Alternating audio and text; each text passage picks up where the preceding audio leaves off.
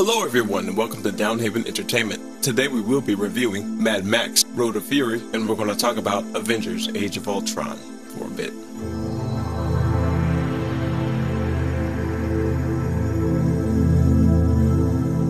Woo! What an adrenaline rush! Yeah! What the heck is wrong with you now? Man, look, I just saw Mad Max and my robot testicles just dropped like 2 inches. Yeah, I could have gone through my whole life not knowing the facts about your testicular misplacement. It's a man thing, look, it's a man thing. Is that a fact? Come to think of it, why did J. Quaz create you with human-like sex organs? Cause the time from where I'm from, there's a whole lot of robosexuals. Holla at your boy. Yeah, I'm not interested anymore. Let's talk about Mad Max.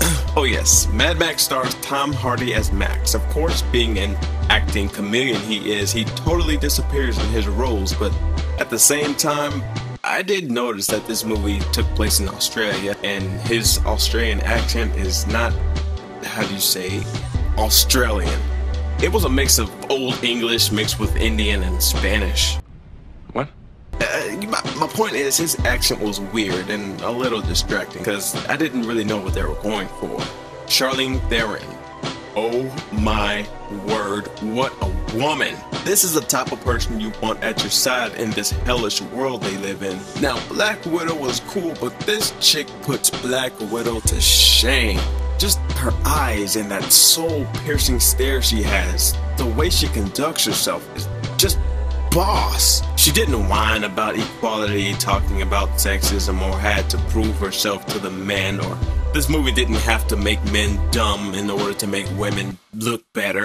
No, this character went out and did what she felt that she needed to do. End of discussion. Take note, feminist movies. This is how you make a good female character.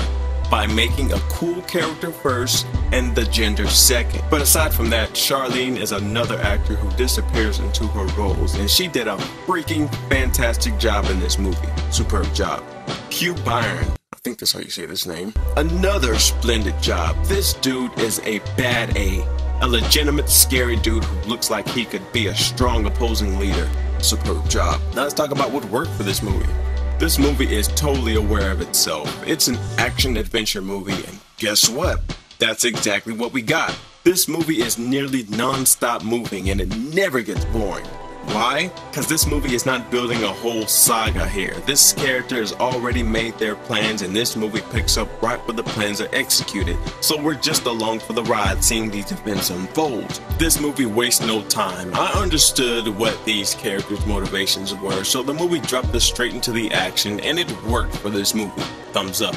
The action was amazing. It's so great to see these stuntmen and filmmakers come together and make these seemingly impossible and dangerous feats look believable. Cause yes, a man throwing explosive spears from a wobbling pole connected to a speeding car is actually done in this movie. And that is truly awesome. And those car stunts, so much destruction with the car crashes, and the precise actions of these cars to pull off these action scenes were just spectacular. Mostly done in practical effects. Superb job. The cinematography is out of this world. I always loved when a movie can just do a wide shot and just let the audience soak in the beauty of a shot instead of just chopping up and editing every scene you get. Almost every shot in this movie could be a beautiful painting and you can plaster it on your wall. Superb job. The music was pretty awesome, 98% of the time, and it stuck in my head after leaving the theater, especially after Immortal Joe's introduction into this movie. It was beautifully handled.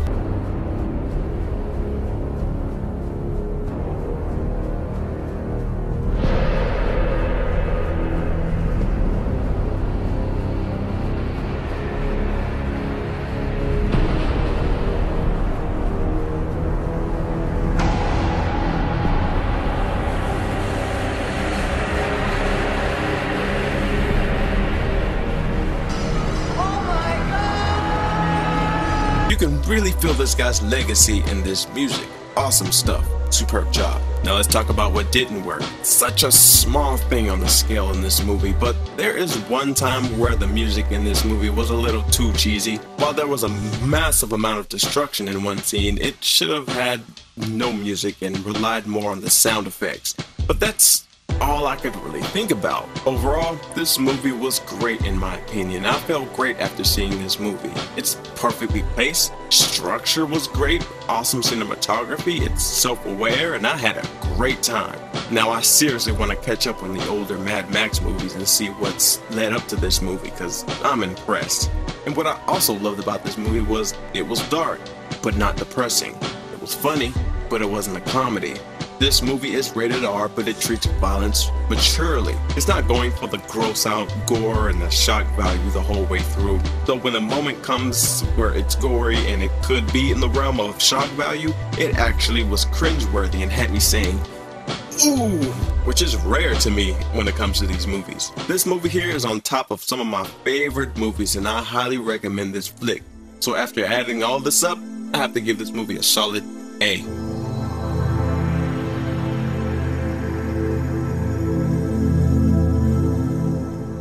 Well, I was totally wrong in my trailer review. I only got like 2 things right. LOL, somebody is stupid. Well, we know who everyone is, so let's talk about the new bunch of people who joined the Avengers. Aaron Taylor Johnson is Quicksilver. Aaron Taylor Johnson, to be honest, he's boring in this role. I have nothing to say about him other than the Quicksilver in Days of Future Past outshines this guy. Scarlet Witch, played by Emily Olsen. Again, not much personality there. Let me just say, these two are not needed in this film at all. The only new addition I really enjoyed was Vision. And Vision was a cool character, even though I'm sympathetic to Ultron's views. Dude, keep your mouth shut, you'll expose us, you fool. Don't worry, humans, he's just playing. Oh yeah, I'm just playing, guys. But yeah, but Vision was cool. I love the yin-yang relationship between Ultron and Vision, and I wish we had more of that in this movie because they definitely deserve their own movie, because Ultron is pretty awesome as a villain in this movie. But here again, we have Marvel building up a pretty cool villain just to do nothing with him and just have 2,000 disposable robots to be destroyed for our supposed entertainment. But after seeing this movie, I really wanted to see Ultron to be this imposing figure. He shouldn't have had 2,000 disposable robots at his side. It should have been just Ultron himself, and the Avengers couldn't take him down. Therefore, the Vision was created, as he could be the only one that could stop him, just so we can see how powerful these two beings are. Not even the Avengers could stop these guys. That will definitely elevate Ultron and Vision above A-list heroes, the Avengers. But instead, we got this mediocre villain. There ain't no mediocre, we don't want no mediocre. I won't hit no mediocre, you bad. Now, the scene where the Avengers were at that party was just too awesome. I could just watch a whole movie of these guys just hanging out, you know? And you know what? I think that's a good way to finish this whole Avengers saga. Just have an Avengers hangout movie after all the stuff they've been through. We can see despite their differences and their world views, they can still come together and be quite awesome folks. And that's what makes great characters, diversity. I really like this story arc between the Avengers and Iron Man 3 and Avengers Age of Ultron came together. There's a nice sense of continuity, and it's good to see things aren't not forgotten in each movie and just wasted.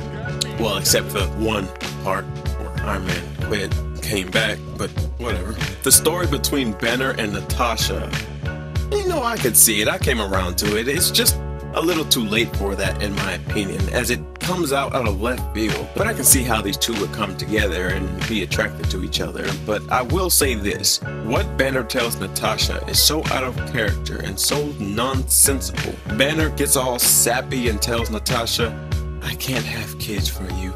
I can't settle down and have kids with you. We can't have a normal life. Of course you can't, nor does Black Widow want that. What makes you think an ex-assassin who currently works for S.H.I.E.L.D. and goes on regular battles with the Avengers squad would want to settle down and be a housewife with kids and be a soccer mom with her mom jeans, or having little Black Widow Hulks running around the house? No, that's not her style. She just wants to date and see where it goes. Black Widow is not a housewife. Well, not yet. You know, she hasn't met me yet. Overall, this movie was okay. It was definitely better than the first one, in my opinion, when it comes to the villain. But it's definitely nowhere close to Winter Soldier. And after seeing how they handled Ultron, I'm not excited about Thanos at all. He's probably going to be another throwaway villain, and they better not do that. They've been building this character for years. But this movie here shouldn't have been called Avengers Age of Ultron. It's more appropriate to call this movie Avengers Fight Ultron. So after adding all this up, I have to give this movie a solid B.